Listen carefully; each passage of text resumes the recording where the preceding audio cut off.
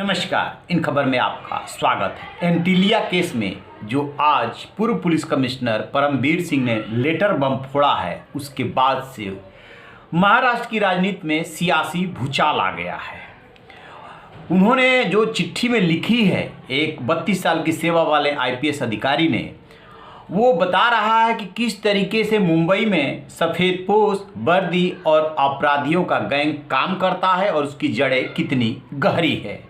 महाराष्ट्र विकास अघाड़ी सरकार जो चल रही है, उसमें किस तरीके से वसूली चल रही है और किस तरीके से आपस में रिफ्ट है, वो भी एकदम सतह पर आ गया है। परमबीर सिंह ने मुख्यमंत्री और राज्यपाल को जो चिट्ठी लिखी है, उस चिट्ठी में ये सनसनीखेज खुलासा किया है कि किस तरीके से फरवरी के लास्ट में जो एपीआई है सचिन वाजे, उसको अनिल देशमुख ने अपने सरकारी आवास पे बुलाया और बताया कि उन्हें जो है यानी देशमुख को वाजे से 100 करोड़ रुपया महीना चाहिए।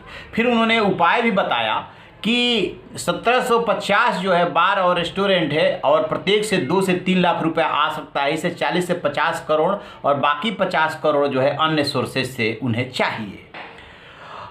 फिर आगे वो लिखते हैं कि इस घटनाक्रम के बाद वाजे ने आगे पहले उनको बताया ये पूरी बात। इसके बाद एसीपी है संजय पाटिल, उनको भी बुलाया गया और उनको जो है जो बुलाया गया था वो मीटिंग के बहाने बुलाया गया था और उनसे भी यही बात कही गई थी। सोशल सर्विस ब्रांच के वो एसीपी हैं, तो वो सुन करके आ गए, उन्होंने भी आकर के बताया। लेकिन 2 दिन बाद एसीपी पाटिल और डीसीपी भुजबल के साथ सरकारी निवास पे फिर से बुलाया गया और जो पलांडे इनके अनिल देशमुख के सेक्रेटरी हैं, पर्सनल सेक्रेटरी, उन्होंने गृह मंत्री से मिलने के बाद ये कहा, वही आंकड़ा दिया कि 1750 बार रेस्टोरेंट है और इससे जो है 40-50 करोड़ आ सकता है और ये उन्हें चाहिए। और उधर वाजे को 100 करोड़ ऑलरेडी जो है वो टारगेट दे चुके थे।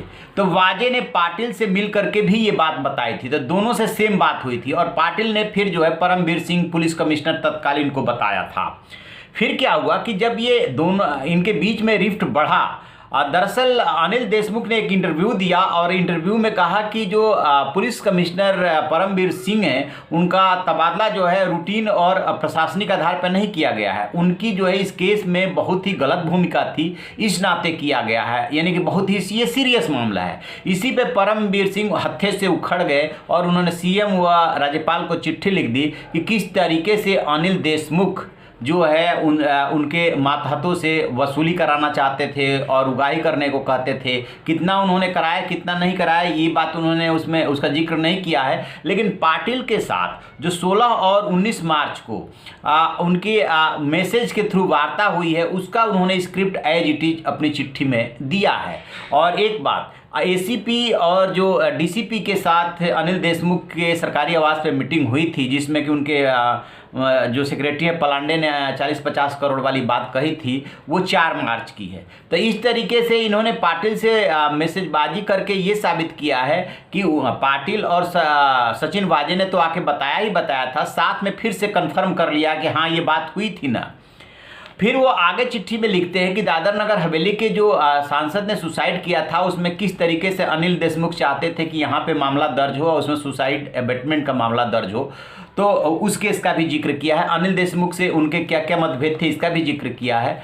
और उधर जो मुख्यमंत्री हैं उद्धव ठाकरे के निवास पे जो मीटिंग हुई थी, उसमें परमबीर सिंह ने जो उनको ब्रीफ किया था, उसका भी जिक्र किया है कि किस तरीके से वहाँ जो मंत्री थे उपस्थित, वो भी उनको भी ये बात मालूम थी कि ये जो है ऐसे ऐसे वसूली कराते हैं।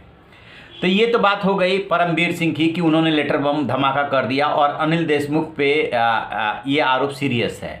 दूसरी तरफ से इन्होंने ट्वीट किया है अनिल देशमुख इस लेटर बम के बाद कि जो जांच हो रही है, उस जांच में तार जो है जा करके परमबीर सिंह से जुड़ रहे हैं, इसलिए वो ये सब खिसिया करके कर रहे हैं।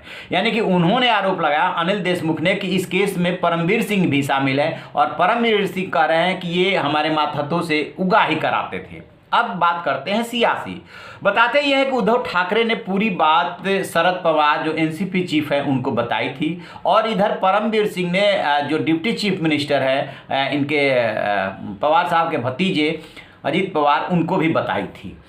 तो शरद पवार अनिल देशमुख से नाराज है और उसी क्रम में उनको दिल्ली बुलाया गया था। दिल्ली में दोनों की मुलाकात हुई थी। अनिल देशमुख का यानी गृह मंत्री का जाना लगभग तय है और इसके बाद अनिल देशमुख के जाने के बाद ये मामला कहां जाके थमेगा, क्या उद्धव सरकार इसी मुद्दे पे चली जाएगी, ये भी हो सकता है। क्योंकि जो अनिल देशमुख जो इशारा कर रहे हैं और जो शिवसेना पे आरोप लग रहे हैं और जिस तरीके से मनसुख हिरेन की मौत मामले की जांच अब एनआईए को सौंपी गई है, तो कहां जाकर के ये खत्म होने वाला है, इस पे हमारी नज़र रहेगी। और जैसे ही कोई अपडेट मिलेगा हम आपसे साझा करेंगे। आप रहिए ना बेखबर, देखते रहिए इन खबर। Thank you.